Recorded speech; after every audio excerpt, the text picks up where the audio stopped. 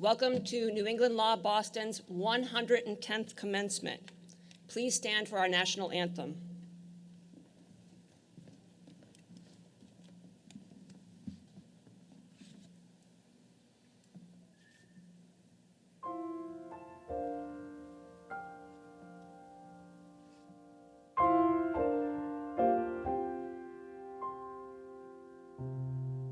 Oh, say, can you see by the dawn's early light what so proudly we hailed at the twilight's last gleaming, whose broad stripes and bright stars through the perilous fight o'er the ramparts we watched were so gallantly streaming, and the rockets' red glare, the bombs bursting in air, gave proof through the night that our flag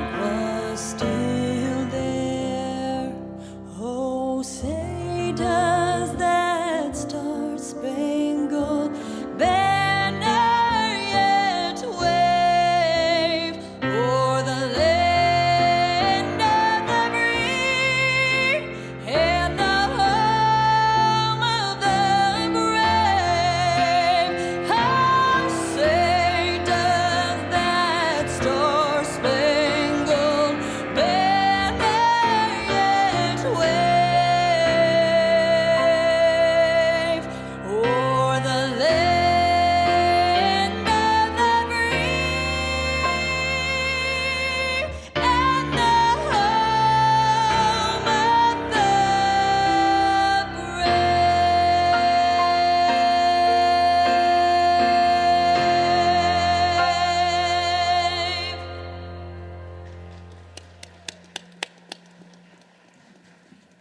Please be seated. My name is Diana Wheeler, and I am Chairman of the Board of Trustees of New England Law Boston. It is my privilege to call to order the 110th commencement of this law school. I congratulate all of the graduates of the class of 2021 for their achievement, earning a Juris Doctor. We are very proud of each of you and wish you and your families all the best on this happy day. We are honored today to have Reverend J. Brian Hare deliver the invocation and benediction. Reverend Hare will be introduced later in the program, and we have the privilege of awarding him an honorary degree of Doctors of Humanities this afternoon. I call on Reverend Hare to lead us in prayer. Will everyone please rise?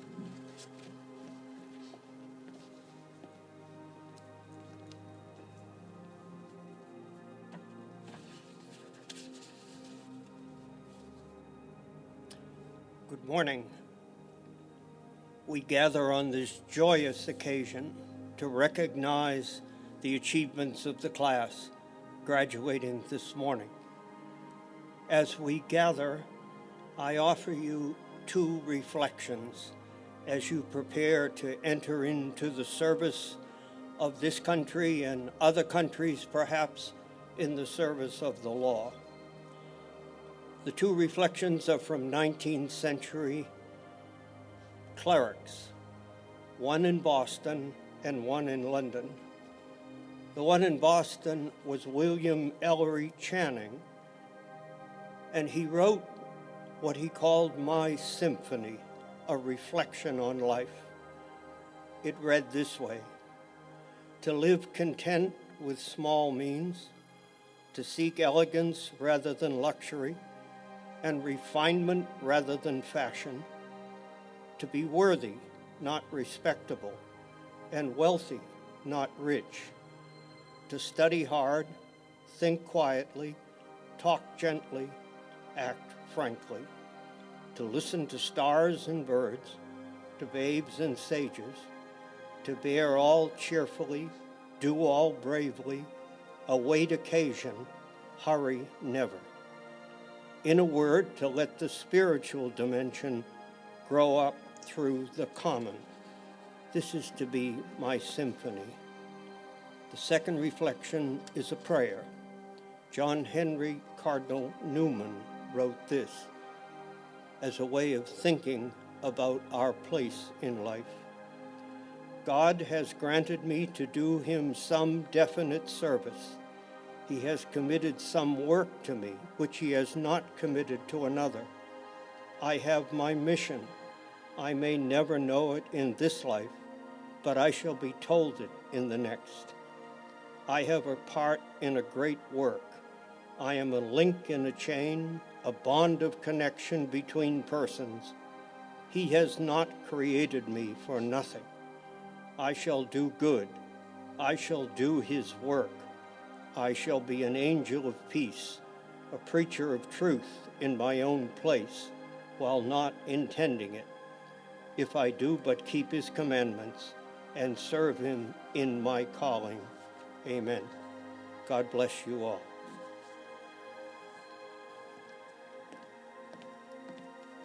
Thank you, Reverend. Please be seated. Before we proceed with the ceremony, I would like to take a moment to acknowledge some of the most important people in the room today. The members of the class of 2021 are the stars of the day, but without those whom I am about to recognize, you would not have achieved all that you have accomplished. I am referring to the New England Law faculty, which is one of the finest faculties in our nation. I would ask the members of the faculty who are with us today to please stand. Let us give them and the faculty watching via live stream our thanks. Stand.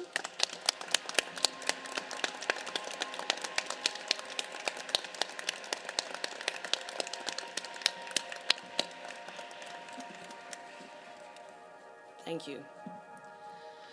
One more important person not in the room today is our beloved chairman for 13 years, Martin Foster, who passed away last summer. He was our friend, and we miss him. It is now my pleasure to introduce Scott P. Brown, President, CEO, and Dean of New England Law Boston. Dean Brown served for almost 4 years as the former ambassador to New Zealand and the independent state of Samoa. He brings to New England law deep expertise in both public and private sector, with over 30 years of public service as a diplomat, political leader, attorney, military officer, and public figure. He began his public service career as an assessor and selectman for the town of Wrentham, Massachusetts, then served as Massachusetts State Representative for the 9th Norfolk District, and then served as State Senator for the Norfolk, Bristol, and Middlesex District. In 2010, he won a special election to fill the term of the late U.S. Senator Ted Kennedy. During his time as senator, Dean Brown was known as a problem solver, and for his entire term, he was named the most bipartisan senator in the U.S. Senate. He was the ranking member of the Armed Services Committee and the Committee on Homeland Security and Governmental Affairs. He also served as a member of the Veterans Committee and the Committee on Small Business. For nearly 4 decades, Dean Brown served in the enlisted and officer ranks of the Massachusetts and Maryland National Guard. He retired as a colonel after a tour as the deputy to the chief counsel to the chief of the National Guard Bureau at the Pentagon. During his legal career, Dean Brown had a successful practice and enjoyed family and probate law, all aspects of real estate law, trusts and estates, mergers and acquisitions, and government relations. He last worked with the firm Nixon and Peabody, LLP in Boston. The dean has been on the job since January 4th of this year and made it one of his goals to have an in-person graduation. I think for that we are all very grateful, Dean Brown. How great is it to be here in person today and to celebrate your accomplishments? I think it's fair to say that the dean and his team worked very hard to make this happen, and we're very grateful. Please join me in giving a warm welcome to our dean, Scott Brown.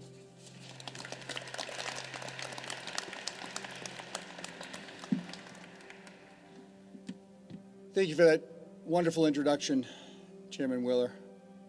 I want to thank each and every one of you for coming today, and I want to say how very, very proud we are of each and every one of you and also of your family and supporters. This is an important and rewarding occasion for our 2021 graduates. And there were times, as we all know, that we weren't sure if today was going to actually happen. The fact that we can come together to celebrate with all of you would be special in any year. But in this year, this crazy year, it's even more so during these challenging times. Everyone receiving a Juris Doctor degree today should feel a strong sense of accomplishment and pride, as should all of your family and friends, and everyone who supported you throughout this 3-year journey. I'd also like to take a moment today to recognize the students who have performed with particular distinction. To the awardees who are attending this ceremony, please stand when I read your name. The Dean Arthur W. McLean Award for Academic Excellence, Sophia Nuno Unanue. Please stand. She was our top graduate, the valedictorian for the day program. And when she gives her valedictorian speech, I hope you have the tissues handy. It'll be tough to hold back the tears. In the evening division, same award, Danielle Walsh.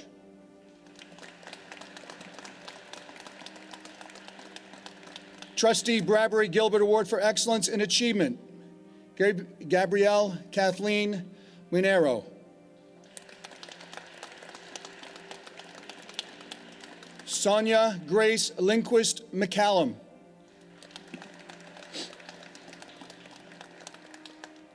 New England Law Boston Outstanding Scholastic Achievement Award, Maya Thomas. Melanie Diane Fox. Gabrielle Munoz.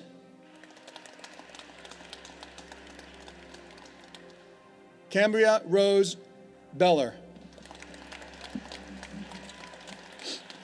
Yeah, I don't hear you clapping loud enough, everybody. This is a great day, so keep it coming. President Anna E. Hirsch Award, Shirley Marie Carrington. There you go.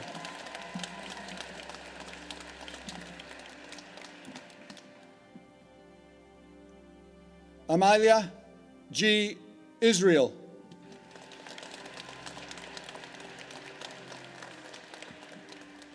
New England Law Boston Service Award, Christopher A. Costain.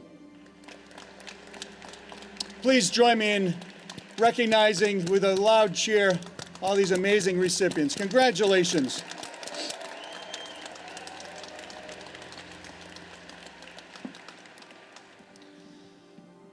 The valedictorian of the day division, as I said, is Sophia Nuno Ananue, and the valedictorian from the evening division is Danielle Walsh.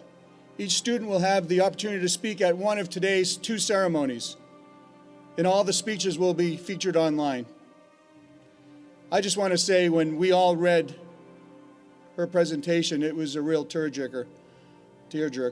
She said some amazing challenges, and here she is, number 1 in the class. So congratulations. I'd like to have Sophia come on up.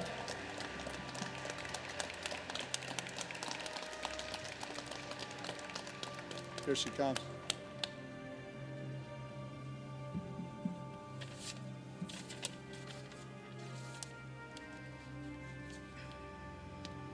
Congratulations again. Let's hear it one more time.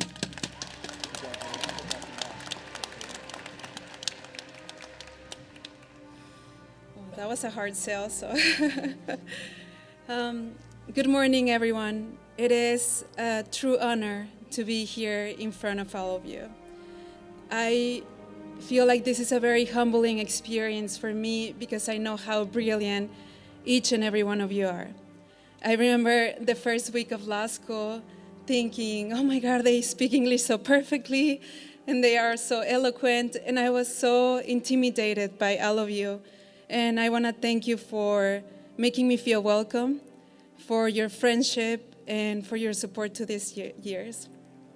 I also want to thank the administration for this beautiful ceremony in this theater, for making this happen despite all odds. Our faculty who have cared for us so deeply about our success throughout these years. And also to Jose and Don Miguel for always looking out for us. Thank you.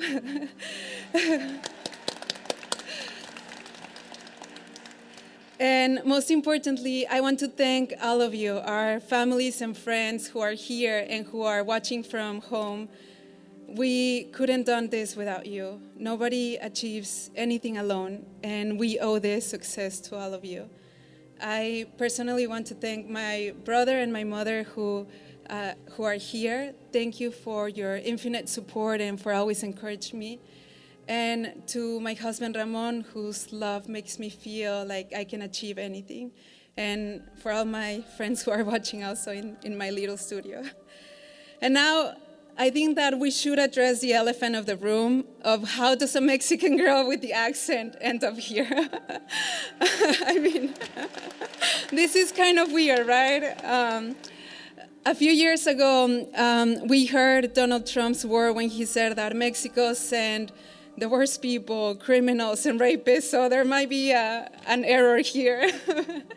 and if this is unexpected for any of you, this is kind of unexpected for me too. When I was 13 years old, our family decided to migrate to Arizona from Mexico. And we were full of dreams and hopes like many migrant families. From one day to another, I found myself in a country that I did not know the culture, where I did not speak the language, and where I was considered a criminal because I was undocumented.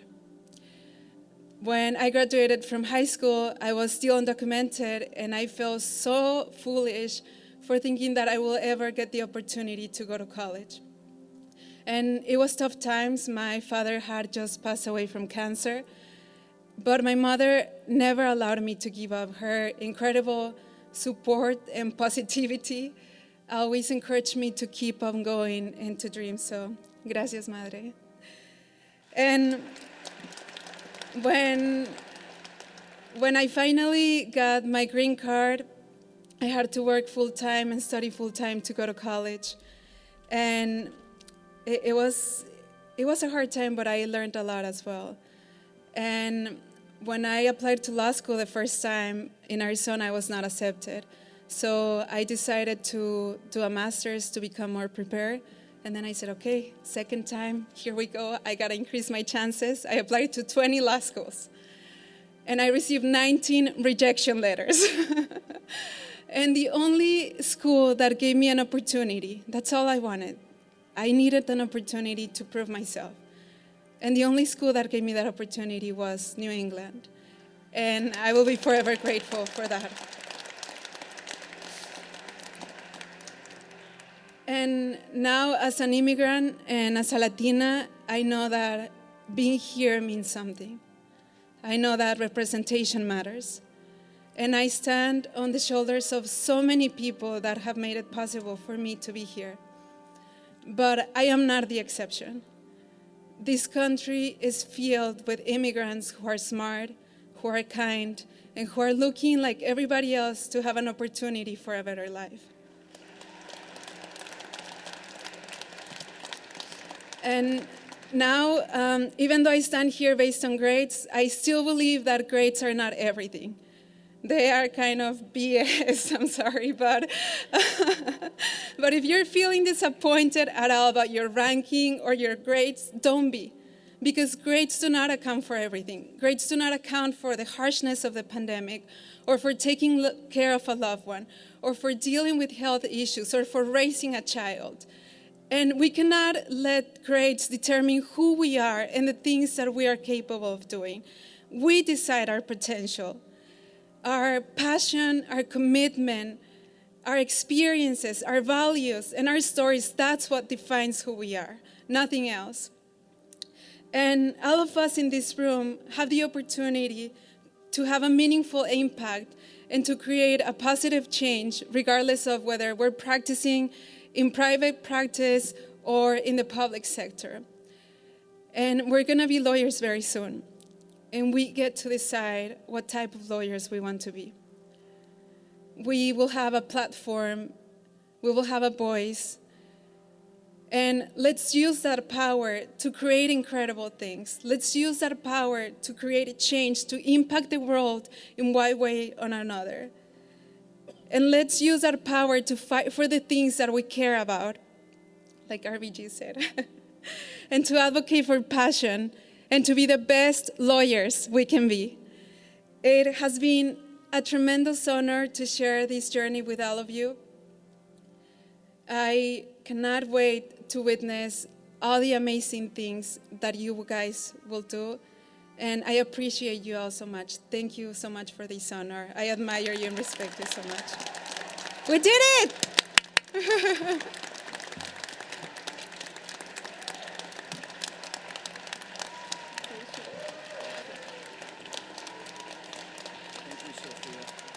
Thank you, Dean. Sorry. Thank you.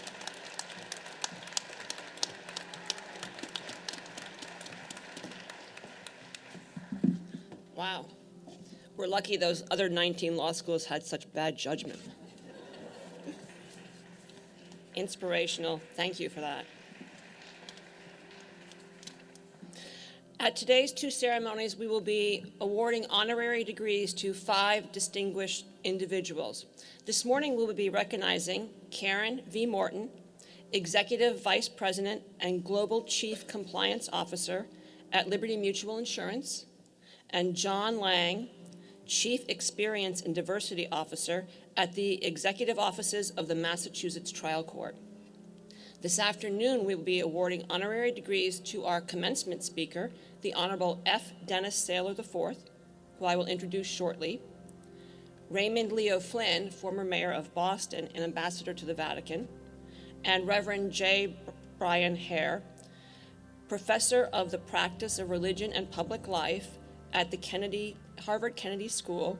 He also served as Secretary of Health and Social Services for the Archdiocese of Boston. I now ask Karen V. Morton and Albert A. Balboni to step forward.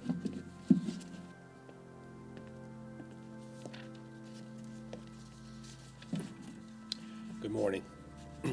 I'm pleased to introduce Karen Morton, Executive Vice President and Chief Compliance Officer for Liberty Mutual Insurance Company.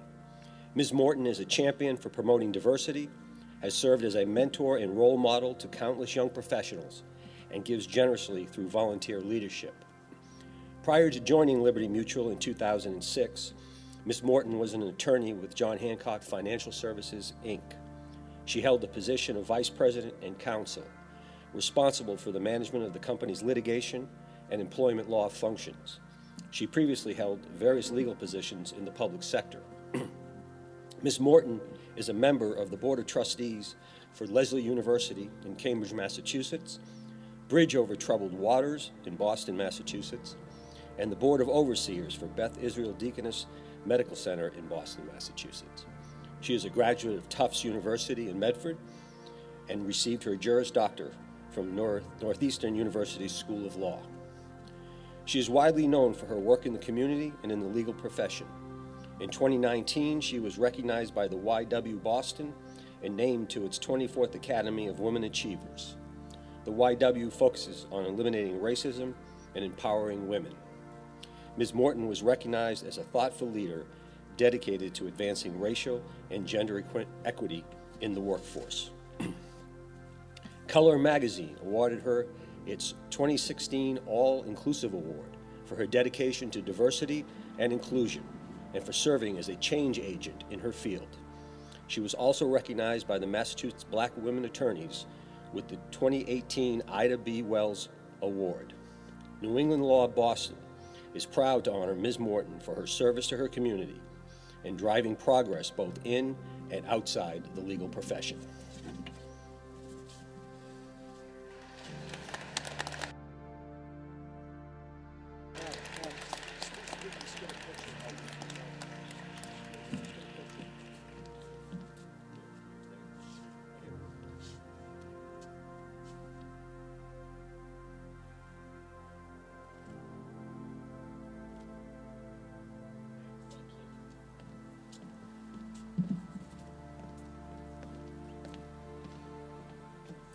I now ask John Lane and Kathleen Pfeiffer Sperling to step forward.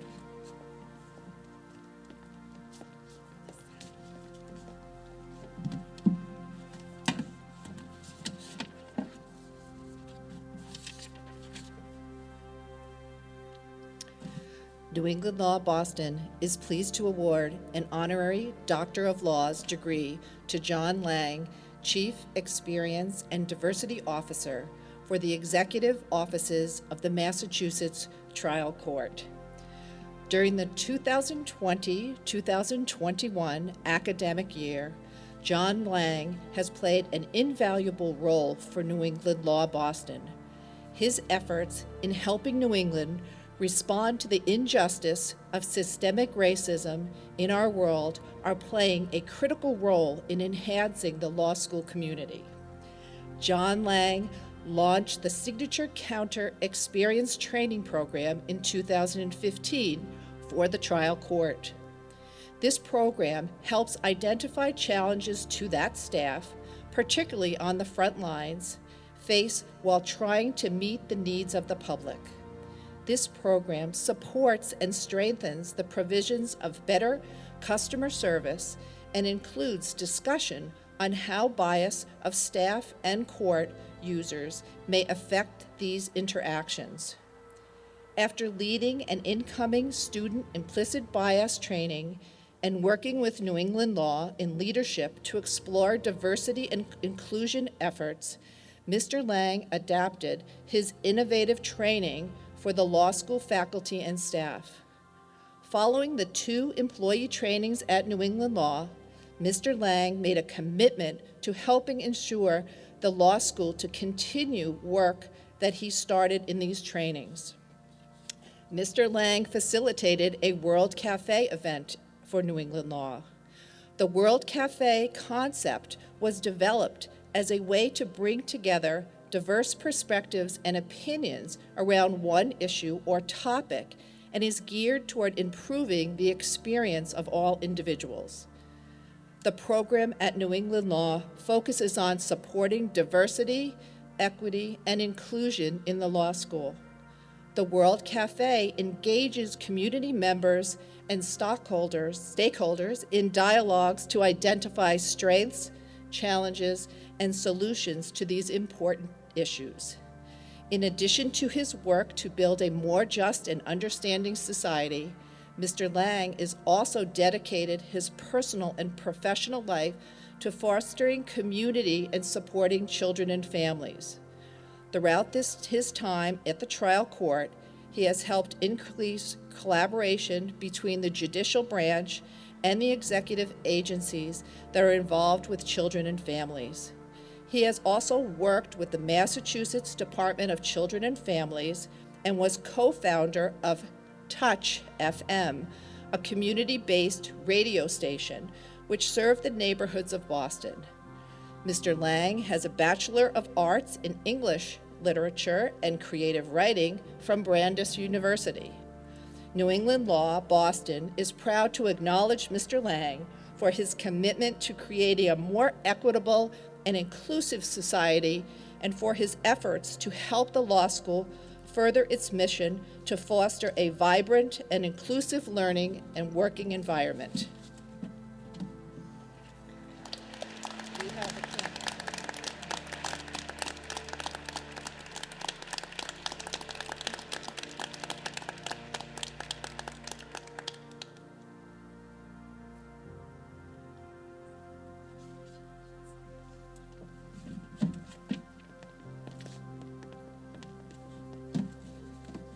Thank you.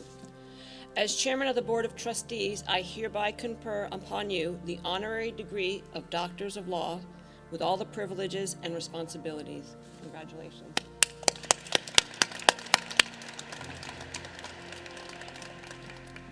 The Honorable F. Dennis Saylor will now address our graduates. We are especially grateful to Chief Justice Saylor for joining us today and speaking at 2 ceremonies.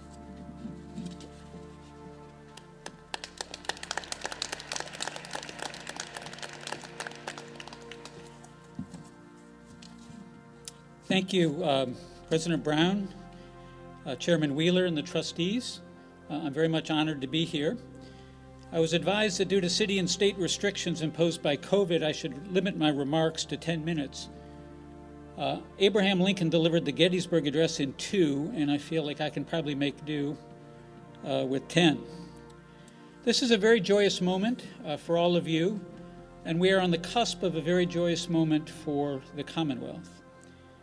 As I'm sure you know, Governor Baker has announced that effective May 29th, which is 8 days from today, most of the restrictions concerning wearing of masks will be lifted, and the state of emergency in Massachusetts will end on June 15th. The pandemic, of course, is not over, especially outside the United States. It is ravaging India, it is beginning to take hold in Africa, and it remains a grave threat in much of the world. For the human race as a whole, there is plenty of work still to be done, and unfortunately, plenty of heartache still to come. But for those of us in Massachusetts, where the pandemic is not yet over, we still have cause for great celebration and cheer. We can soon go freely about our business. We can go to restaurants and baseball games, birthday parties, even to graduation ceremonies, and sit near one another. We can shake hands, we can hug, and we can see each other's faces and, in fact, see our friends and families and colleagues smile. Now, I do not need to tell you how hard the last 15 months have been. More than 600,000 Americans have died from COVID, almost 18,000 in Massachusetts alone. Millions of others have been infected, and even for those who did not become sick, work and everything else have been disrupted. Every student in every school, including all of you, have had a diminished experience in many ways. And many of the events that have brought us joy, family gatherings, holidays, graduations, have been canceled or postponed. This has imposed a psychological toll on all of us. People are more anxious, more alienated, more unhappy, more fatigued. They've been more isolated, more disconnected from one another and from their families and from our institutions. Many people have reported a sense of sadness or loss or a feeling of numbness. One of the reported symptoms of COVID is a condition called brain fog, in which its victims report that they are in a state of permanent jet lag. And I think for many of us that's an apt description of how we felt for long stretches over the past year. Well, now, finally, we can start to put all of that behind us. It's as if we're being unlocked from a dungeon, and we're coming out into the sunlight blinking, and like released prisoners, we don't necessarily know what to do with ourselves or how to act. But the sun is certainly shining. The flowers are in bloom. A glorious New England summer is almost upon us. The Red Sox are in first place, and it's time to get back to normal.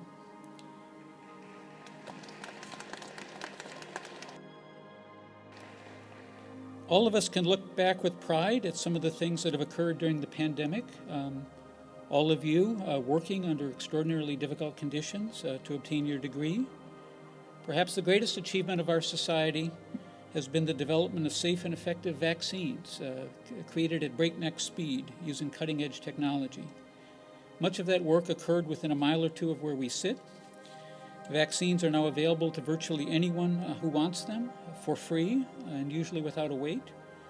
And we can be proud to say that New England leads the country and indeed leads the world in the vaccination rate. I'm particularly proud of my own court and its response to the pandemic. Our court never closed. We could not close. We had to cobble together ways to handle our normal business, such as arrests and hearings, jury trials and sentencings, to do that safely and to do it in real time while the court continued to operate. We had to rethink every single thing we did, including some procedures that went back to the Middle Ages. And in effect, we had to redesign and reconstruct the airplane while we were flying it, and we achieved that. But there will be time enough to look back and to see what we did right and what we did wrong. For now, this is a moment of optimism and hope for all of us. Now, some people think it's wrong, or maybe it's just embarrassing, to feel optimistic or hopeful, or to express pride in the achievements of each other or our people or our country. I would dare to say that it's fashionable in some quarters to be ashamed of our past, angry about our present, and pessimistic about our future. But don't be afraid to be out of fashion. We should be proud of who we are and what we have accomplished. Despite our many imperfections, our country is a great success, in many ways, the greatest success in human history. We have problems, to be sure, serious ones. We have many, many things to fix, and I don't mean just the potholes in our bridges. We should not be afraid to look at the past with a clear eye, to remember the injustices and honor the victims, and to learn from our many mistakes and correct the injustices of the present. But we are at core a wonderful country with unbounded opportunities, one that continues to reward hard work and risk-taking, one that provides justice to its citizens through its courts, imperfectly to be sure, but not so imperfectly as some seem to imagine. And despite our many flaws, we remain a great country with great opportunities.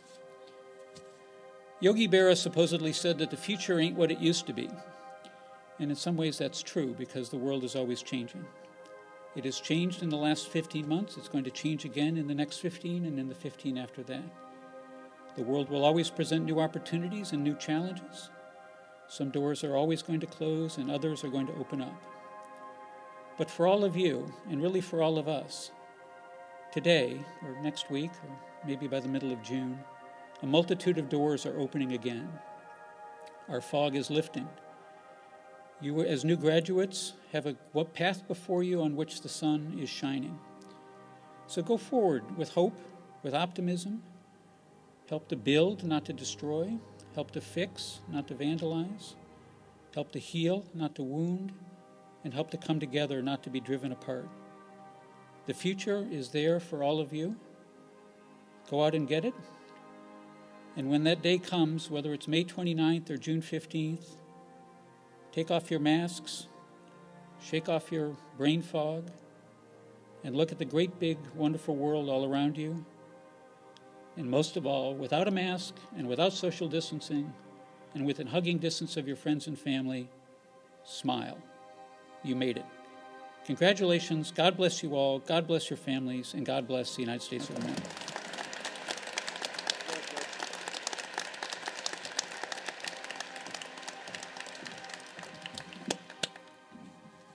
Thank you, Chief Justice Saylor. Now is the time that you've all been waiting for. When you join us on stage, please bring your diploma and your name reader with you.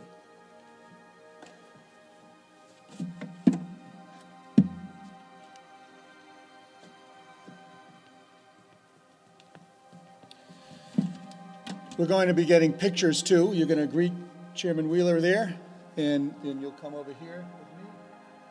We'll get a picture. You're welcome to take off your mask once you get on the stage, whatever your comfort level actually is. As the chairman said, here we go. This is it. I think we all remember when we graduated law school, and it was an amazing, amazing experience. So once again, congratulations. And Chief Justice, thank you for that wonderful speech, and congratulations to all of our honorary degree recipients. Will the candidates for the degree of Juris Doctor and the candidate for the degree of Master of Laws please rise?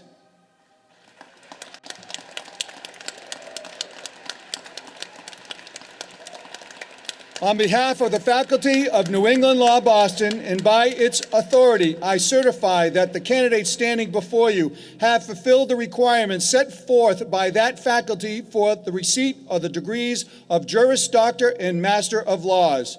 On this roll is recorded the recommendation of the faculty that said degrees be conferred.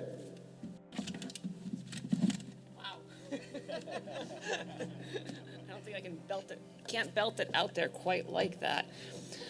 By virtue of the power and authority delegated to me as chairman of the Board of Trustees and on behalf of the Corporation of New England Law Boston, I confer on each of you the aforementioned degrees and admit you to all the honors, privileges, and responsibilities appertaining thereto.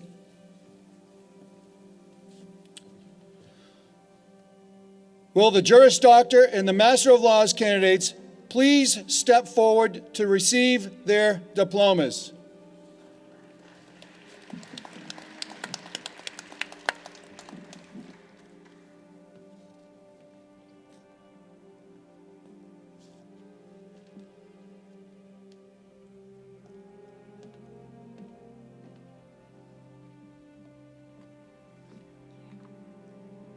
Ashley Ahern, cum laude.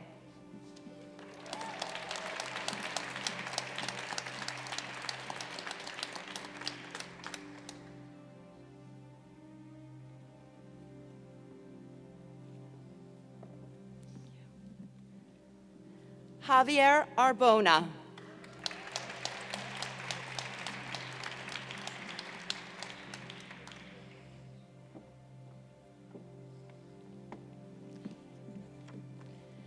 Chanel Batiste.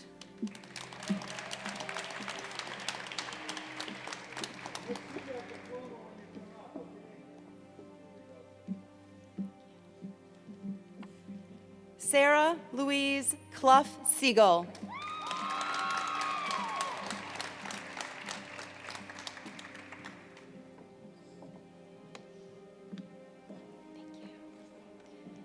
Keely E. Clancy, cum laude.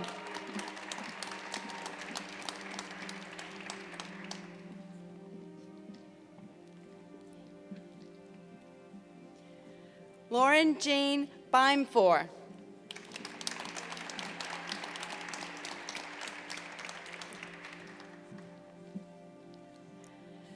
Cambria Beller, cum laude.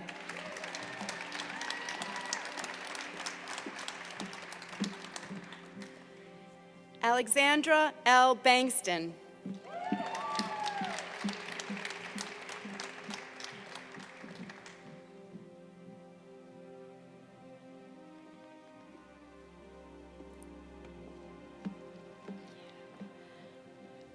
Corinna Marie Locke.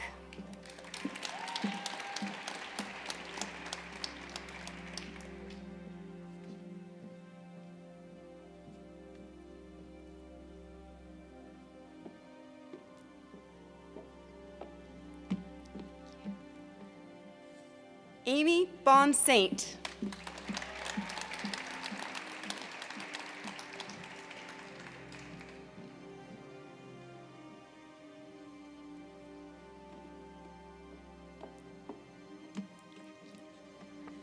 Chloe M. Bowerman, magna cum laude.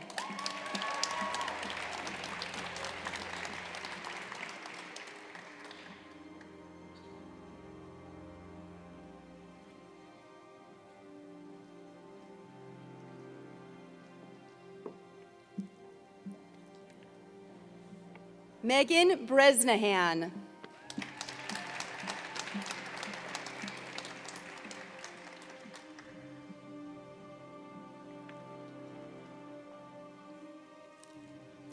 Sean T. Brophy.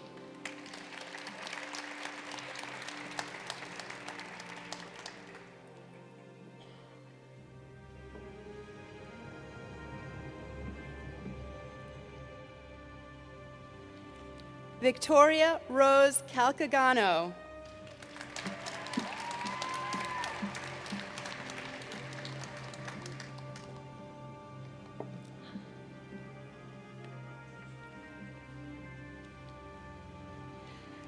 Shirley Marie Carrington.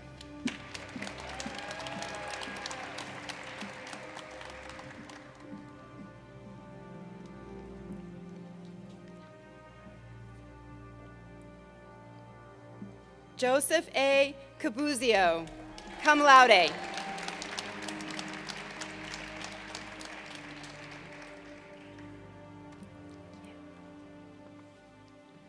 Austin Eric Connolly.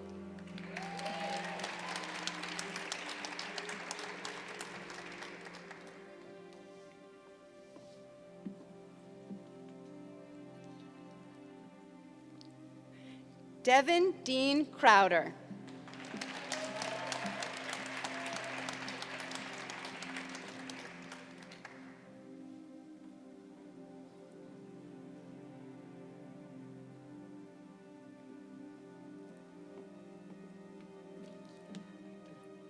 Eva R. de Charleroi.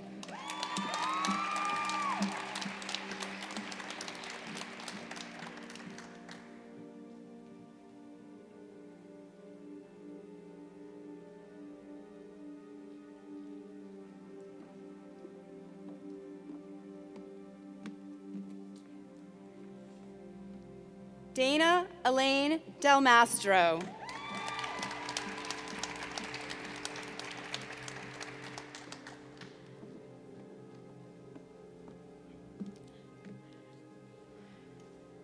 Tatiana L. Doucette.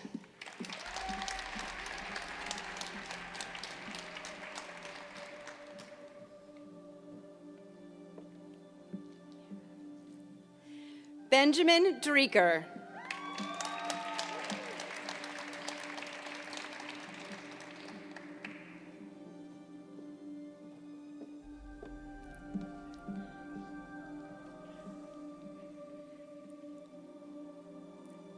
Leila Dugalich, cum laude.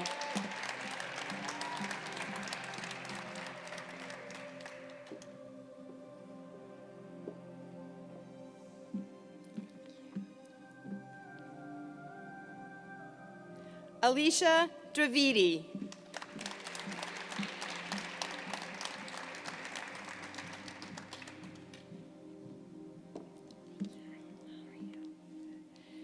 Jessica S. Fleet.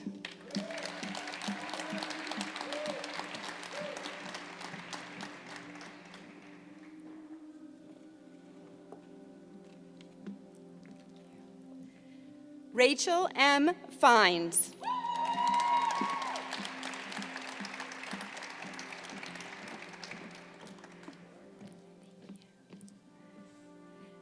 Matthew J. Medeiros.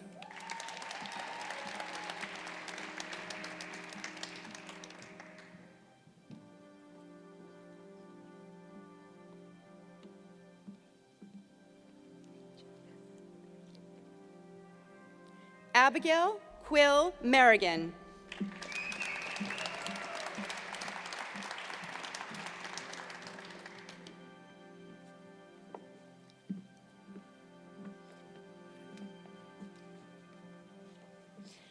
Edwin H. Laura III.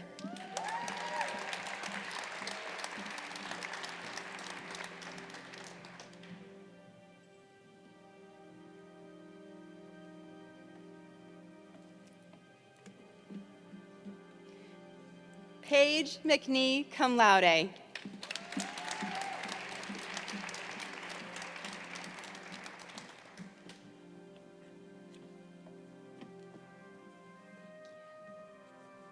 Michael J. Merrigan.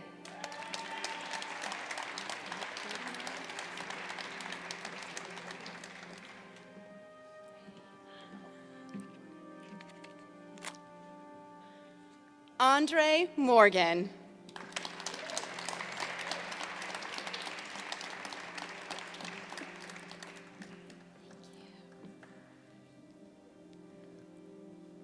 Luke Monbouquet.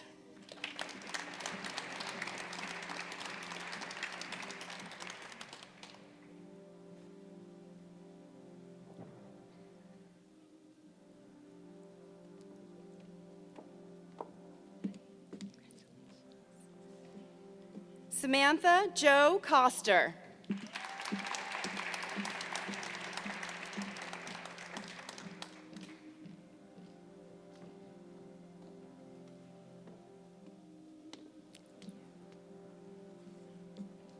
Gabrielle Marie Muniz.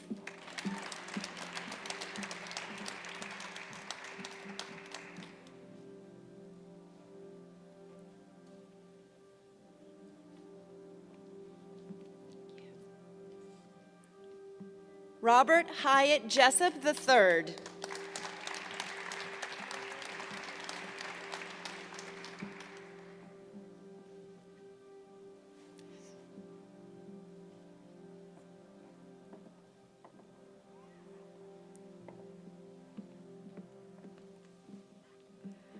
Amela G. Israel.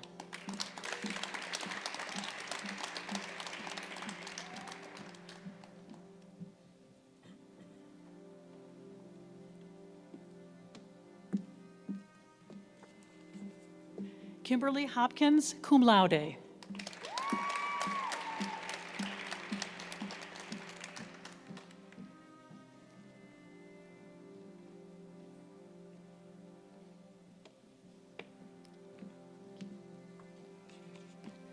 Robert Francis Harty.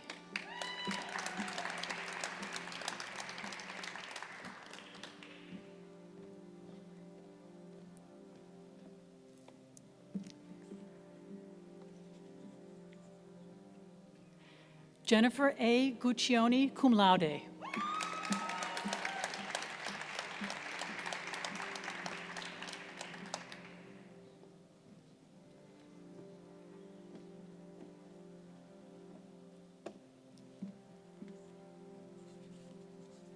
Adina Grodsky.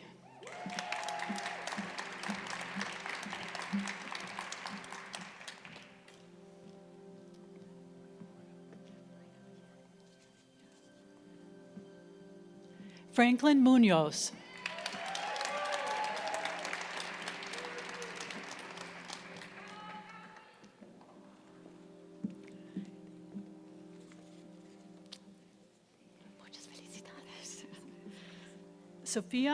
Sofia Nuno Unanue, summa cum laude.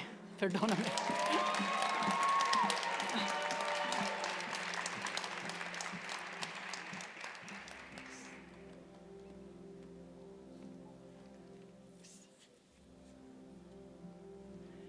Ashley Ray Owens.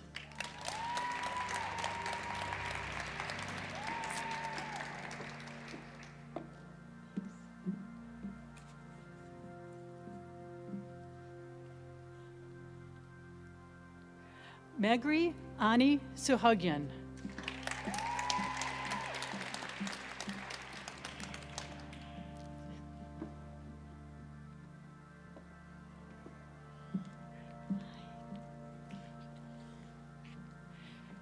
Jasmine Al Subzavar.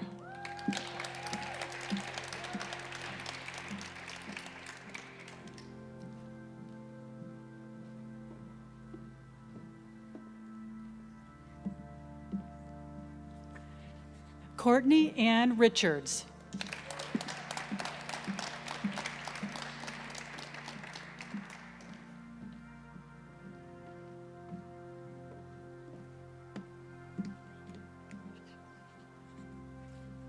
Elisa M. Rhodes, cum laude.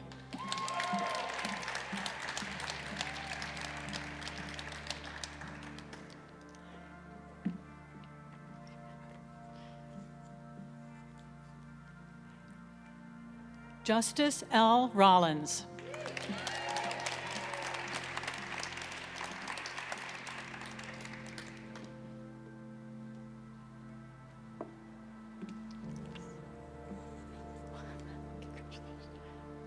Jessica L. Putney.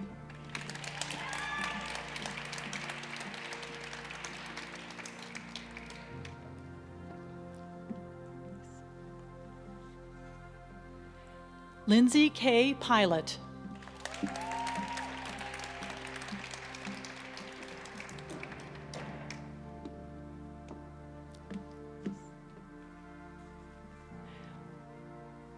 Urvi M. Patel.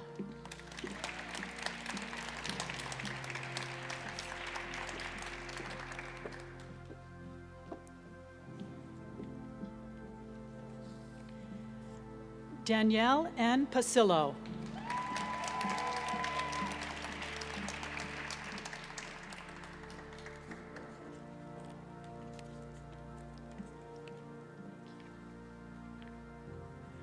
Ariana Rose Seifert.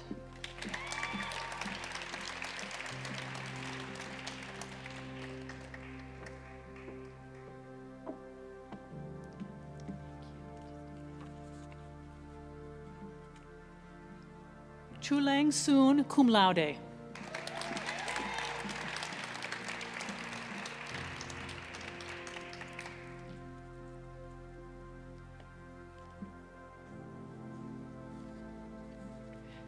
Jody Stella.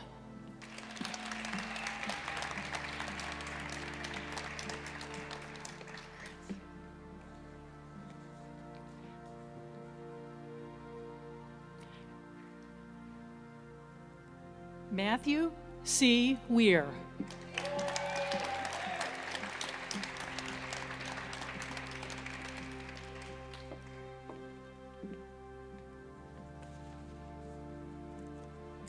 Alexander A. Wilson.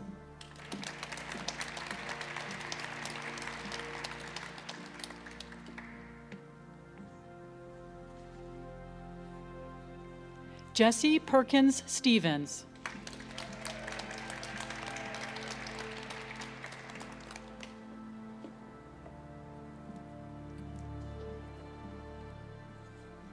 Jake M. Toomey.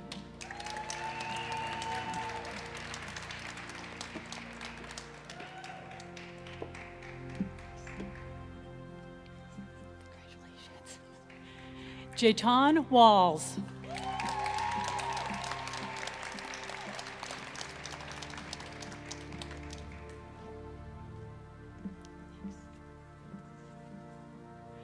Olivia N. Whitchip, cum laude.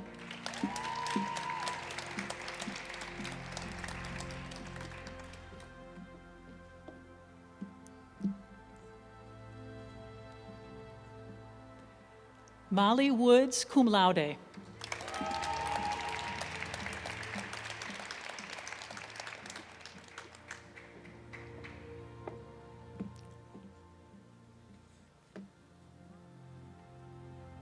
Nicole A. Woodward, cum laude.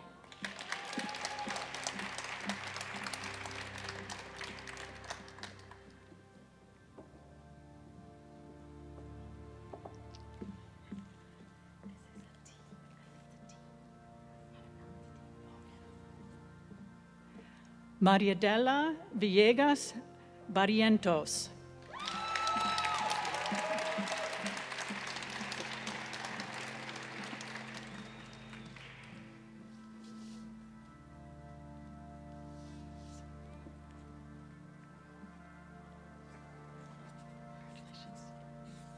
Sergio A. Wojcila.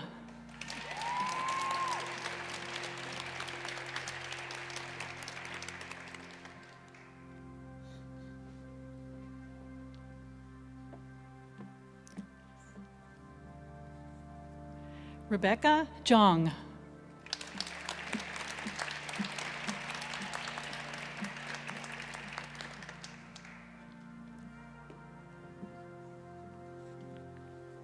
Trevor R. Waldron.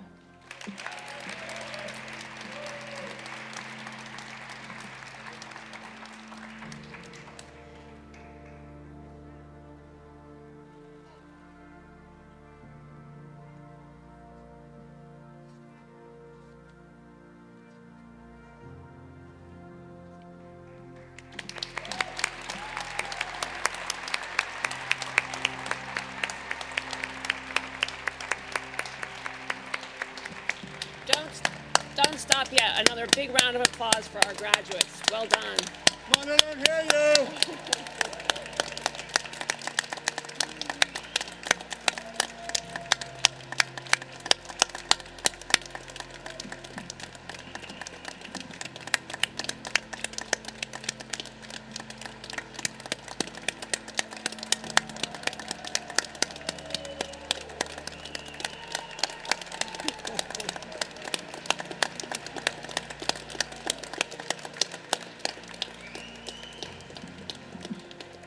Well done. Please rise for the benediction. I ask Reverend Hare to come forward.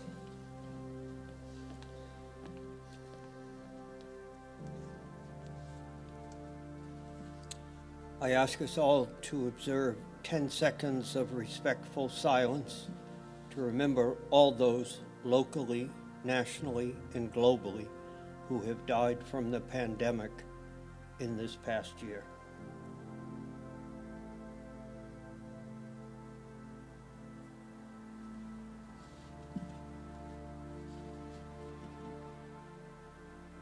And now a blessing. May the God of truth grant you wisdom in your profession. May the God of justice grant you compassion for those you serve. May the God of love animate every day of your lives and every action that proceeds from your professional service. And may the God of peace grant all of us in this city, in this country, and in our world peace in the days and weeks ahead. Amen.